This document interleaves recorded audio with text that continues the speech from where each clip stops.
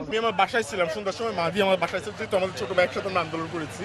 তখন ডিবির ওসি একদল ঢুকেন আমার বাসায়, কোনো ওয়ারেন্ট দেখার নাই, কোনো কোর্ট অর্ডার দেখার নাই, জাস্ট ফেসিস্ট আমলের মতো যেভাবে আগে নিয়ে যেত সেভাবে নিয়ে গেছে।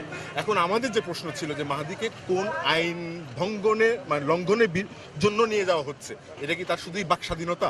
সে শুধু একটা কথা বলেছিল, আমরা জানি সে যে কথাটা বলেছে এটা ভুল বলেছে, আমরা সবাই এটা মানি, এবং সে নিজেও একটা ভিডিও প্রকাশ করেছে যে সে ভুল বলেছে।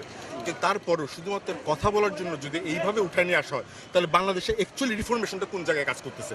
পুলিশ রিফরমেশন হচ্ছে, এত কিছু হচ্ছে, এগুলো কি? যদি একটা সিম্পল একটা কাগজ না ওনারা দেখাতে পারেন একটা মানুষকে তুলে আনার সময়, তাহলে আমরা যে পরবর্তীতে এই সরকারের আমলের পরেও যে আমরা যে সুস্থ স্বাভাবিক থাকবো, এই গ্যারান্টিটা আসলে কে দিচ্ছে? আমাদের বিপ্লবী অগ্রনায়ক জুলাই 24-এর মাহাদি হাসানকে গ্রেফতার করা হয়েছে, এবং আমরা জানতে পেরে আমরা তৎকালীন সময় হবিগঞ্জ সদর থানা উপজেলার সামনে এসে অবস্থান নিয়েছি বৈষম্যবিরোধী ছাত্র আন্দোলনের সর্বোচ্চ জনতা। কিন্তু ওসিকে যখন আমরা প্রশ্ন করা হয় আমাদের বাইকে কেন গ্রেফতার করা হলো, তার কোনো উত্তর নেই। তারপর আমরা যখন জিজ্ঞেস করলাম যে আমাদের মাহাদি হাসানকে কোথায় রাখা হয়েছে, আমাদের বিপ্লবের অগ্রনায়ককে কোথায় রাখা হয়েছে, আমরা তাকে এক মুহূর্তের জন্য দেখতে চাই, প্রশাসন আমাদেরকে দেখতেও দেয়নি, এবং এটাও বলিনি যে তাকে আদৌ কি এই থানার ভিতরেই রাখা হয়েছে নাকি ডিবি দ্বারা কোথাও গুম করার চেষ্টা চালিয়েছে, সেটাও আমরা জানতে পারিনি। আমাদের প্রশ্ন, আমাদের বাইকে যদি গ্রেফতারি করা হয় তাহলে কেন প্রকাশ্যে তাকে দেখানো হচ্ছে না?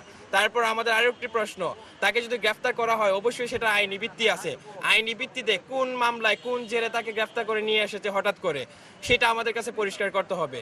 আর যদি সেটা পরিষ্কার না করা হয় তাহলে বিগত ফ্যাসিস্ট সরকার শেখ হাসিনা যেভাবে সাধারণ ছাত্র জনতা এবং যারা এই বাক স্বাধীনতা নিয়ে কথা বলেছিল তাদেরকে হত্যা খুন মামলা করে চাপায় দিয়েছিল, আমরা ধরে নিব এখনো কোনো একটি কুচুকরি মহলের চক্রান্তে আমাদের বিপ্লবকে কুক্ষিত করার জন্য আমাদের বিপ্লবী ভাইদেরকে টার্গেট করে সেম প্রসেসে আবারও গুণ হত্যা খুন করার জন্য এই প্রচলন শুরু করেছে। আমরা যদি মাহাদি হাসানের কোনো খোঁজ না পাই, আমরা চাই যদি মাহাদি হাসানকে কোনো অন্যায়ভাবে গ্রেফতার করা হয় এবং তার যদি কোনো সঠিক আইনি ভিত্তি না থাকে, আবার যদি তাকে গুম করার কোনো চেষ্টা চালিয়ে থাকে, আমরা হবিগঞ্জের মাটি থেকে ঘোষণা দেব আবার প্রতি বিপ্লবের জন্য।